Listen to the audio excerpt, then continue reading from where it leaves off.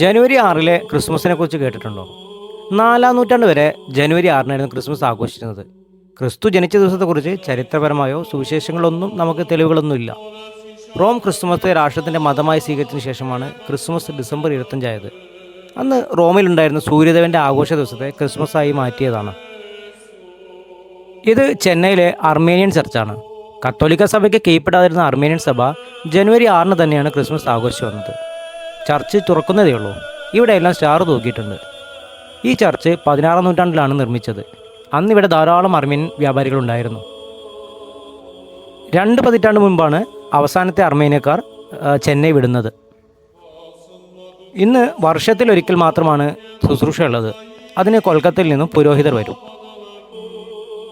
ഒറ്റ നിലയിൽ നിർമ്മിച്ച പള്ളിയും അതിനടുത്തായി ഗോപുരവും. ഈ ഗോപുരത്തിൽ 6 മണികളുണ്ട്. ഇപ്പോൾ സൺഡേയിൽ മാത്രം ഈ മണികൾ മുഴങ്ങും. ഗോപുരത്തിൻ്റെ താഴെയും മറ്റുമായാണ് ശവകുടീരങ്ങളുള്ളത്. ശവകുടീരങ്ങളുടെ മുകളിൽ പേര് മാത്രമല്ല ചില രൂപങ്ങളുമുണ്ട്. അവരുടെ തൊഴിൽ സൂചിപ്പിക്കുന്നതാണത്.